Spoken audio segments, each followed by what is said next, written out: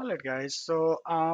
So far, what we have done is we have implemented in our insurance case, we have implemented two features. One, of course, to get the data for an existing customer, uh, and then give the users ability to modify that.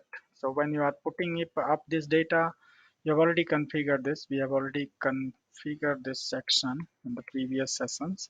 So as soon as you are basically providing the customer ID, the same customer ID is being passed to the data page, which is then getting the data on the clipboard, and then we are rendering this section using that data page. So this section is actually showing us the value from the data page. This is a savable section.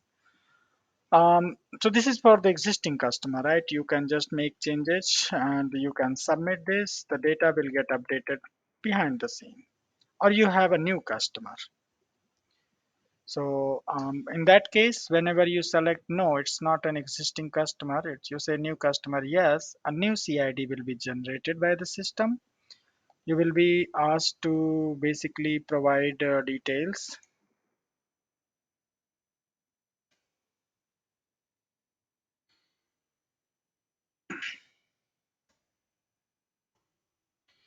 and when you submit that, this is going to be saved. A new customer record will be created. This is what we have done so far. But what happens if someone is accidentally saying that, okay, I am a new customer, while that person is actually an old customer, right? So I would say, yes, I am a new customer. Maybe I did not know that I was a customer, or maybe because when I said that no, I'm an old customer, you are asking me to provide username, sorry, customer ID. Maybe I don't know that, and I will. I mean, see, people are of different type. They just try to get the easy way out. So they will say no, yes, I am not a new customer. I'm a new customer, and they will be more comfortable in filling out those details again and submit it. But this is not good. You will get a duplicate record with a new customer ID. The primary key of your table, customer table, is actually the CID. And of course, it will be a new one. So this will not flag, the system will not flag that out that this is an old customer or this is a new customer. So how do we solve this problem, right? So in this case, usually what we can do is usually a person with same DOB and email ID, possibly email ID or phone, is going to be same in all possibility. Okay. So when someone is saying a new, I am a new customer, okay, and they're providing the detail, what we can do is we can check whether the person email ID, DOB, and I mean DOB, email ID or phone number is matching with any of the existing record or not. Just theoretically, basically on the scenario wise, nothing about Pega at the moment. Okay, if there is someone, there is a record with the same email ID, same DOB, or same DOB, same phone number, that means this is possibly a duplicate. If that's a duplicate, then we will say, okay, no, sorry, this customer already exists. You are an existing customer. Please provide your email, please provide your customer ID. Okay. Um, we will basically go instruct the customer to go back and change it to no, to provide the customer ID. They will not accept that record. Okay. So how do we do that kind of thing? Well, in Pega, there's a different rule type called validation. There is a validation rule type.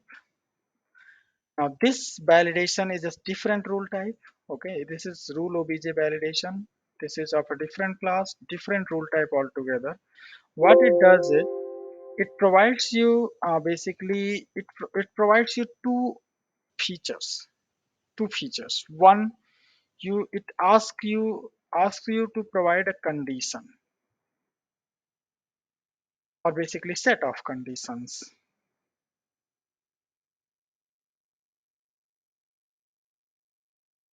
Okay, and then if that condition is true, it asks you to provide what message you want to show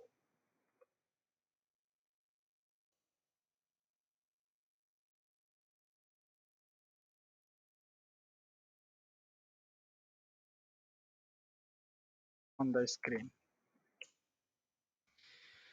Remember, you need to provide the condition. So you will somehow check, how we will check, we will come to that. You will somehow check that if this basically some any customer with the existing record, same email ID, phone, or DOB exist or not. If it exists, if that condition is true, then what message should we be showing? Here we will say, if there is a customer, I'm just writing algorithm, okay? If there is an existing customer with same DOB as entered by user and same email or phone, that's the condition. If this is true, then we will, yeah. Mahesh. Mm, Yeah, date of birth, two people may be same. mm. So to avoid, you can take the, it is a government issued identity. It is a Aadhaar card or PAN card. So that may not be duplicate part of the In creating the customer. that, Yeah. that's another thing, okay? But in our data model so far, we haven't included the Aadhaar and all those stuff, okay? So, Okay. and you will not So always capture Aadhaar and PAN number. So if you have that, which is always going to be unique, well and good, then okay, then you don't have to worry about anything, right? But in case if you do not have, I mean, this is just a logic. See, the core here is not about the whether the business scenario is correct or not. The core here is that if you get a scenario like this, how do you implement it in Pega? Right? You will not be yes, always capturing some unique identifier which will always be unique for everyone, right? You sometime will have to focus on certain set of values to determine a business rule that whether possibly this is a unique or not, this could be a duplicate or not. If that is the second case, if you have the unique identifier, well and good, you don't have to worry about anything, you just make that as a key. But if you do not have, and you have to run some sort of business logic to find out if it is a duplicate or not, then this is useful. Okay. So here the business says that okay, we will identify customers as duplicate when the DOB must match and one of email or phone number, one of these must match. Okay, one of these. I mean both can match. That is also okay. So DOB and same email or phone, then possibly this is also a duplicate and we will reject that. So if this is the business case, then how we do it? Answers your question? All right. I'll assume that yes. So what message you want to show to the customer? We will say that, okay, this customer already exists. Please select no in that drop down and all those messages. Okay, that's fine. We don't have to write here everything. No, and provide your CID. Okay. So how this is the validation. This is all going to be done on the validation. But the next question is, yes, we understood in theory basically what validation is, set of condition where we have ability to, well, if that condition is true, we have the ability to specify message. That's well and good. How do we, where do we configure it?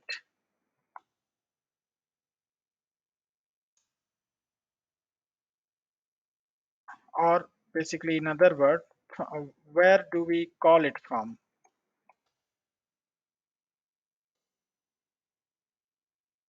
The validation rule.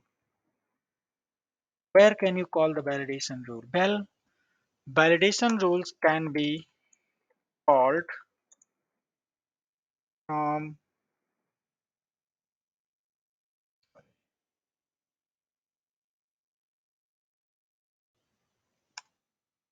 validation rule can be called from flow action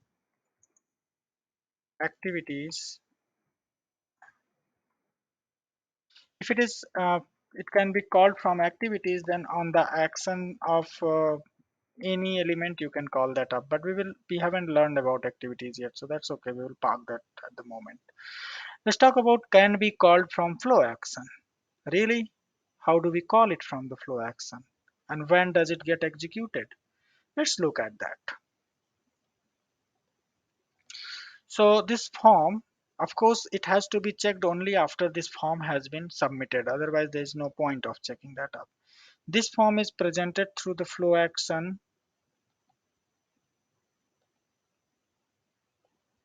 apply. So apply flow action is presenting us that form, right? This is the form, this is the section that we are looking at there. When I submit on this section, we all know that actions will get called, right? We have an activity, we can call activity in the post processing to run that validation. That's one option, but there is a validation tab right here. What is this for? Well, this is where we can call the validate rule, and it will be executed as a post processing action when the user submits. When the user submits on the form, then it will be triggered. Okay, before completing this assignment, the validation will be executed. If the validation fails, has a message for you, that message will be displayed on this form without accepting the submit. Your submit will not work. All right. So we learned basically about the scenario where we might have to do the validation. We learned about uh, the validation rule, the validate rule. There are two components to it. We haven't seen it yet. That's okay, right? And we know now how, where to call it, right? And how will it be called? So as soon as you submit this flow action, this validation, whatever you will add, will be called. Let's create the validation. Let's have a look at the validation. You can just type in the name and create from here, or you can simply remember it should be in the inheritance path of this. Okay, so either in insurance plan or work or IMS or B3 or any other inheritance path class. So let's create a validation rule. So validation is process validate, and we will say duplicate customer, duplicate customer check. Okay, will be created in insurance. Create and open.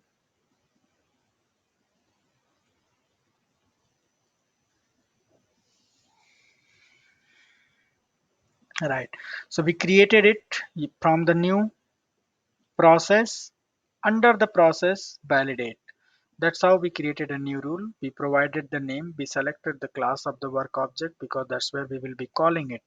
This is going to be called from a flow action, which is in the work class. So ideally it should be in the work class or in inheritance path class. Okay.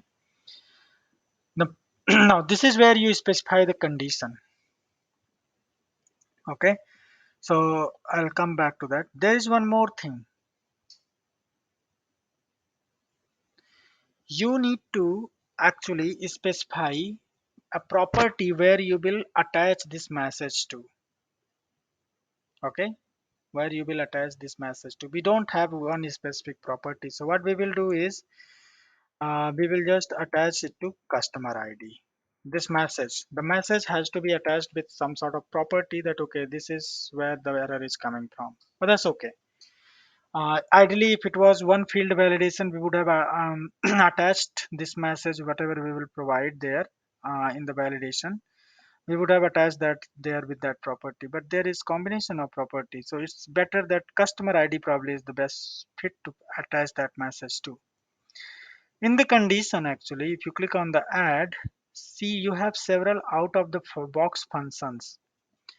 If you wanted to check two dates, so there is a date time is in past or future, you could say that. You might say that, okay, your date of birth should not be basically in the past, in the future, right? You can implement this, right? Then you will have to select the property that has the date of birth, okay, and then is it a past or future? That's okay. But we are not using this one. There is another, I mean, there are several out of the box functions. You can go one by one, which suits you better. Here, actually, we have a different set of requirement. Let's see how we can implement this requirement that check basically. How do we check this? Well, we have three properties which are actually when you are filling up the form. Let's say I'm filling up the form.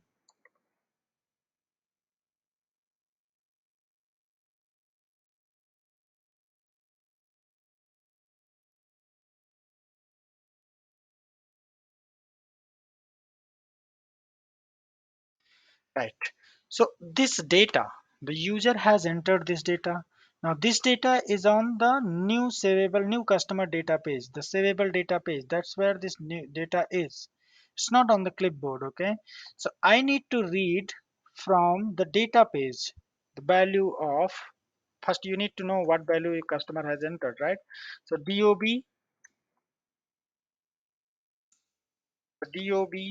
comma, the email ID, comma, the phone number. They both are actually, all three are on the savable data page.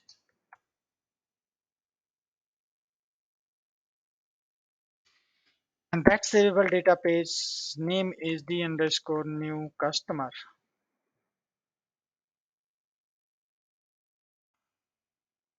Right? Of course, it takes CID as a parameter. We will talk about that. Now, you are executing, you are going to get the condition. So you first need to know the value submitted by the user. So this is going to be like this .dob. This is the date of birth value entered by the user, right? Dob dot email id and p underscore customer phone. This is where the value entered by the users are. Good. Well, we got the value user entered. How do we get to know if there is a record for this in the database? Well, for that we can create a new data page. Get first record, okay, and we can pass these three as a parameter. It will be parameterized. We will pass the DOB that we are looking for, the email ID we are looking for, and phone number. And it will be, we will use a report definition as a source for this data page. The report definition will also use the same parameter, and it will check the condition in DB that DOB matches with whatever we are getting in the database, in the parameter, and one of these matches. If this matches, it is going to return that particular record. If the D customer has any record, that means this value is already available. This customer is already an existing customer, right? And then basically we will say, okay, if this data page with all its parameter, it's using report definition, better to create it as a list. If its px result count is greater than 0, that means there exists a record. There exists a record.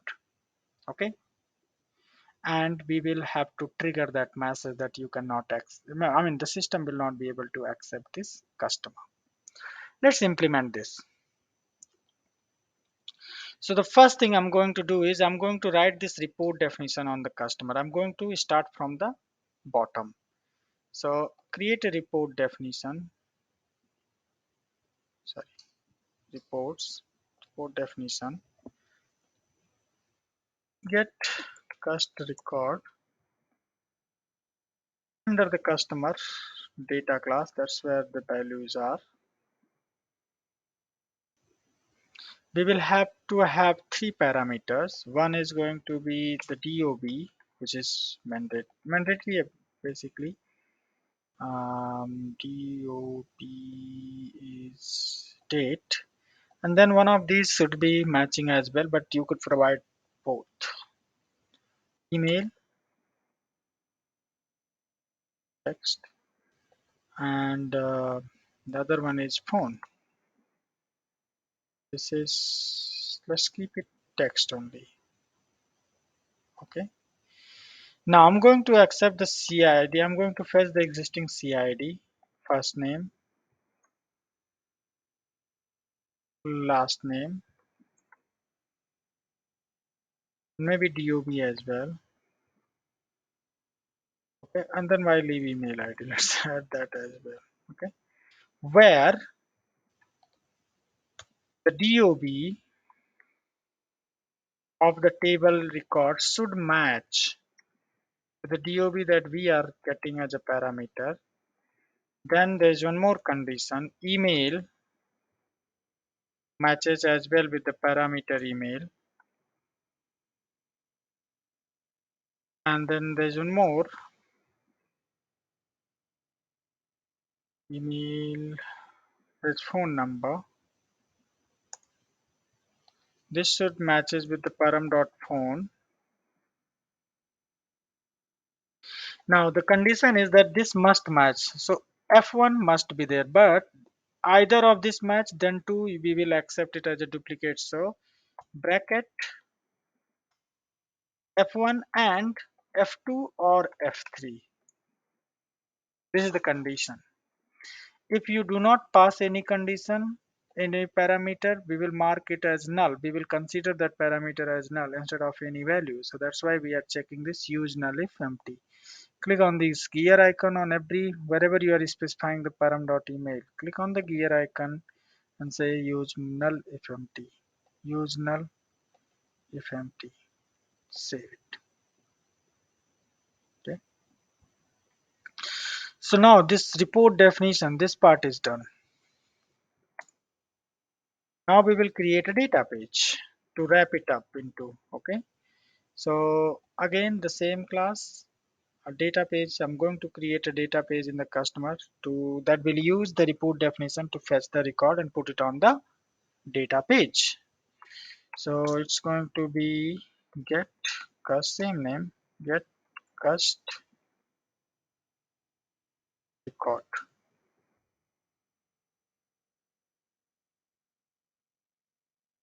Okay.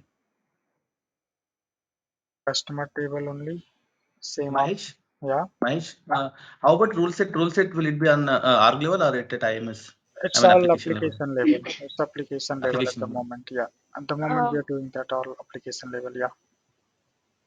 Mahesh, whatever we created yesterday, can we use that Yes, you could. I did not create. I did also? We create. are doing the Yeah. But I have added a few more things, so you could definitely use that as well. yeah. So there only we can modify as per Yes, this requirement. absolutely, absolutely. Okay, Okay, yeah, okay. no problem. Create and open. This is going to be read only. We are not going to change, and this is going to be list of customer. Source is going to be report definition. Before that, let's add the parameters. We need email. We need DOB. Is that the same name? DOB, email, and phone. Okay. DOB is must. Now I'm going to call that get cust record data report definition, and it will need those parameters which I will just pass it from this page to that page. Save it. So this database is ready now, okay, but we don't know if it is working or not. Let's just test it. Let's test against some value that is already there in the database table. So we will open the customer record.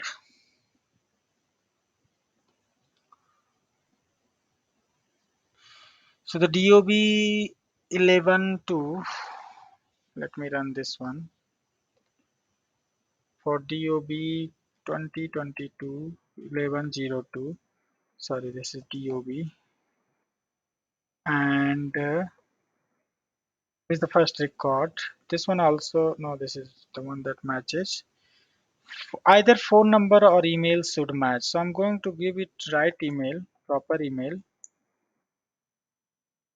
and I'm going to just give some bogus phone number. It still got the result, and it should be probably the same result. See, customer one, that's what it is. Now I'm going to basically flush the current page. I'm going to change this one to incorrect value, and I'm going to copy the phone number as correct. We still got that customer. If you put both right, then of course you will definitely get that anyway. Same customer. And these values, by the way, at runtime must be taken from the new customer, because that's where the data has been inserted by the custom user. Okay. All right. Good. Let's see that.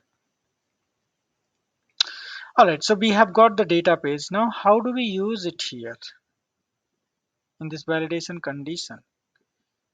Well, you have expression evaluator. Here you can write any expression. Okay. Click on the gear icon to open it and then write the expression. So we want the value of this data page. We are going to consider this data page,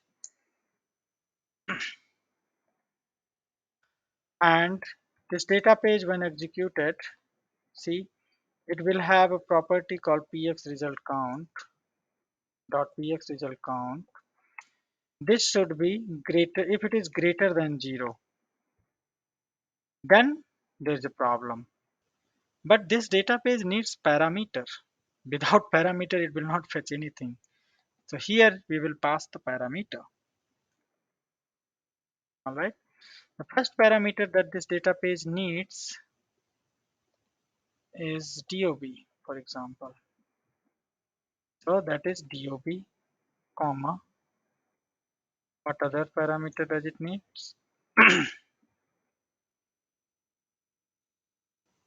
Email and phone.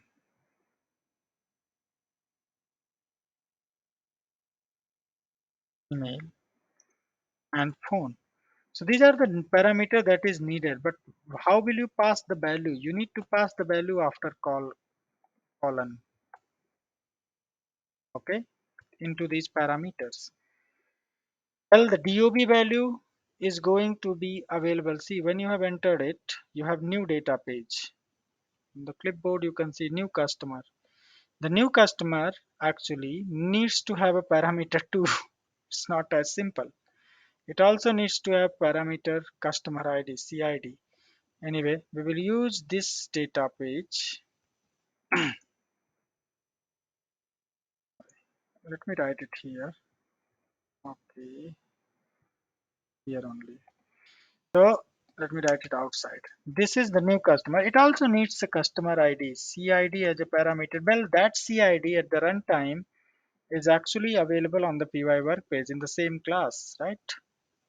This one. So I will use this property to provide the parameter to the second label data page.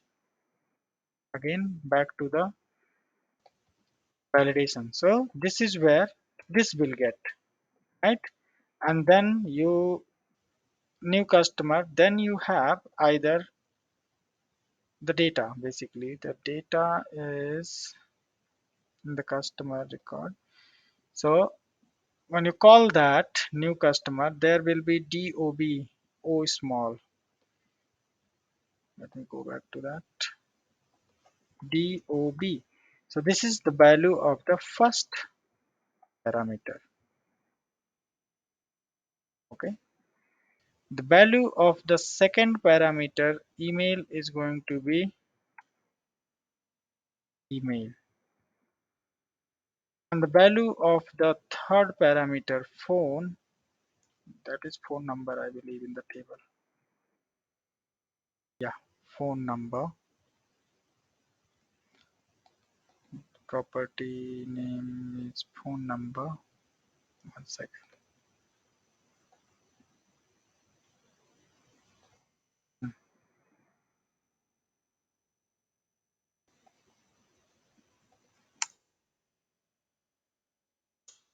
That's the last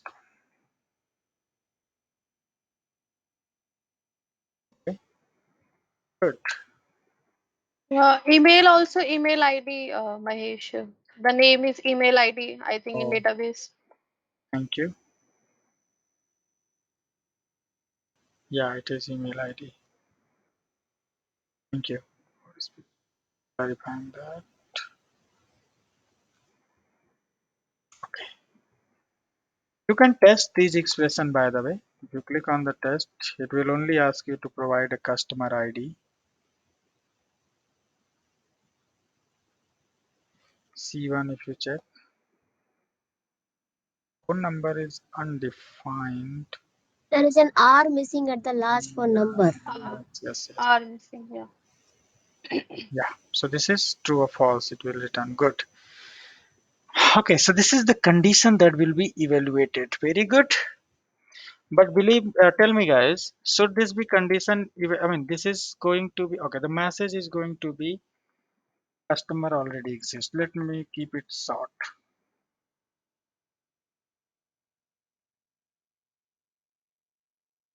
But this condition, what happened?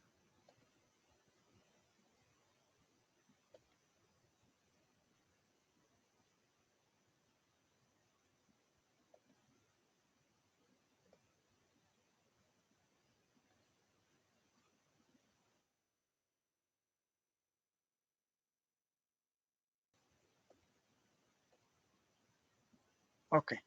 Now this condition that we are evaluating, should it be evaluated for the existing customer as well when you are updating a record?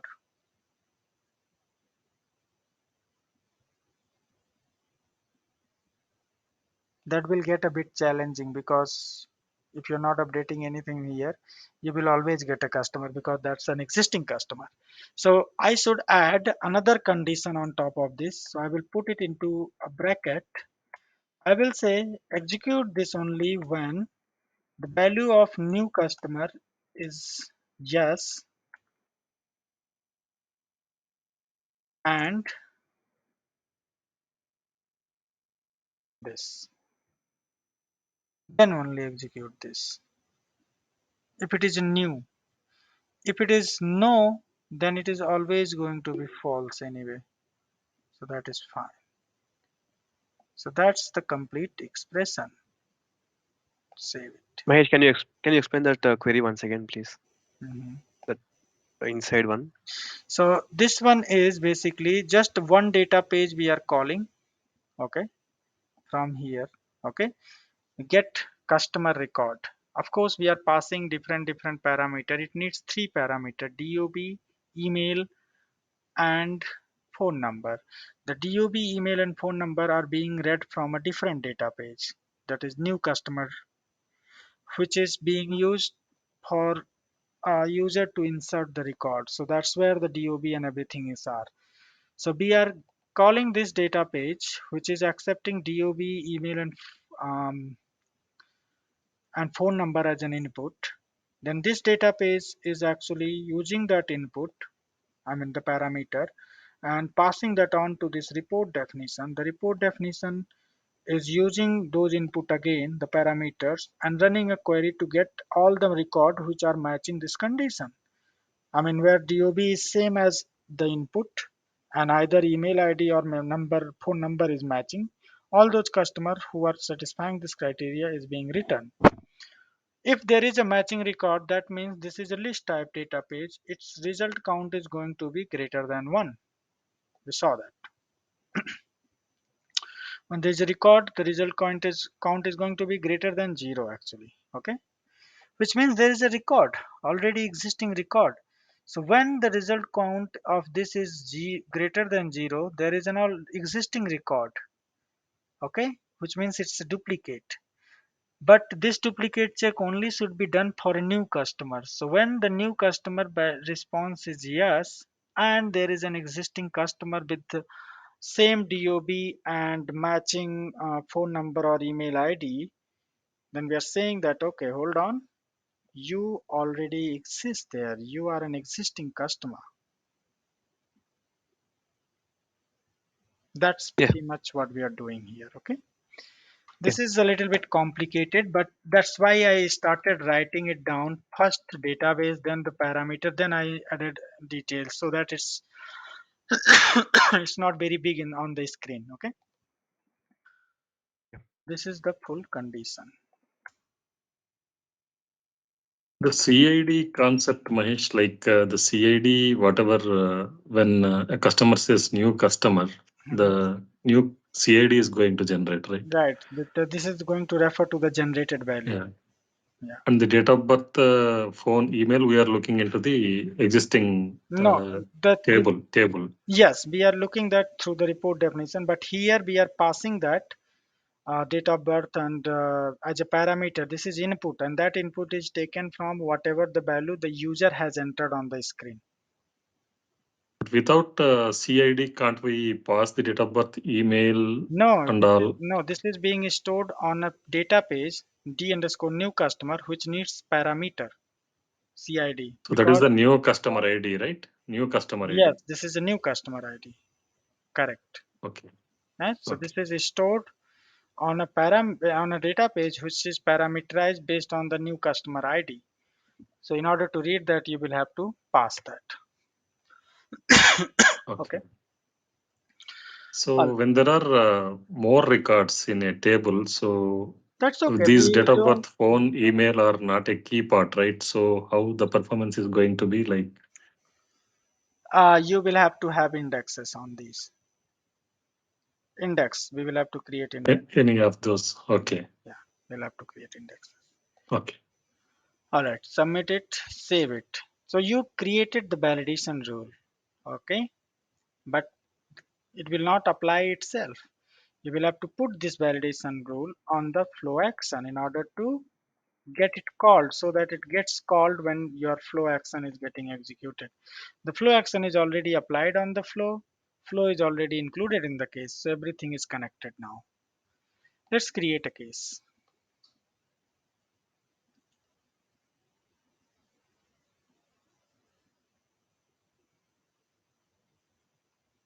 Sorry, I actually used a different case.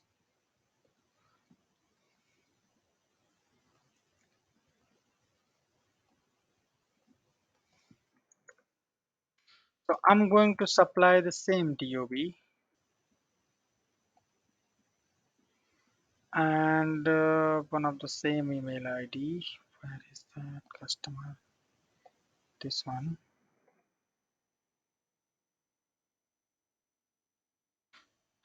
Rest where, okay, sorry.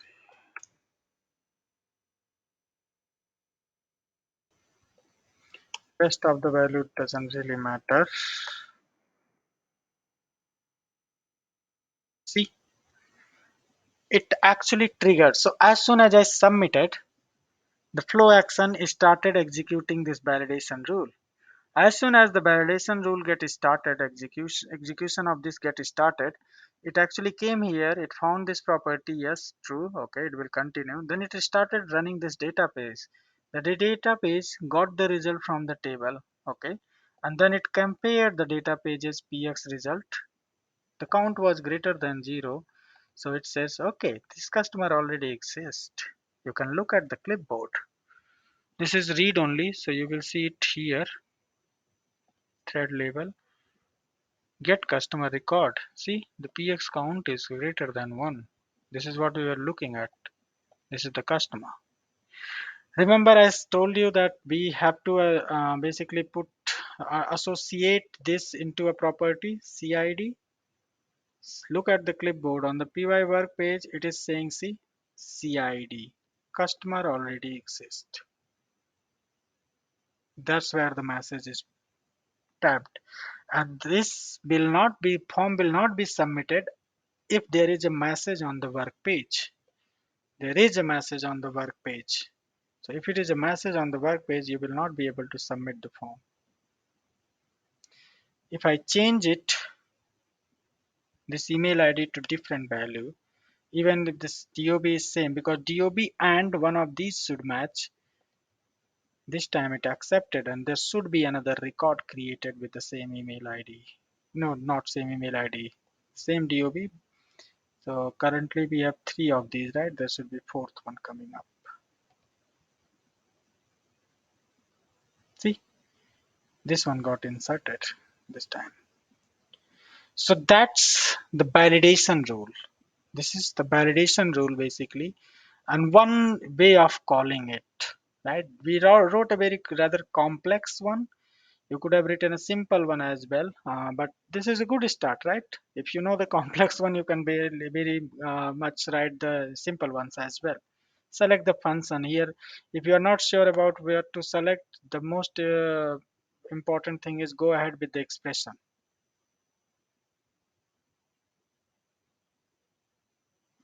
Okay.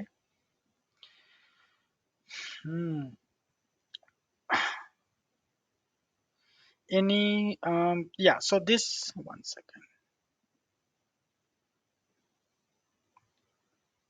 right?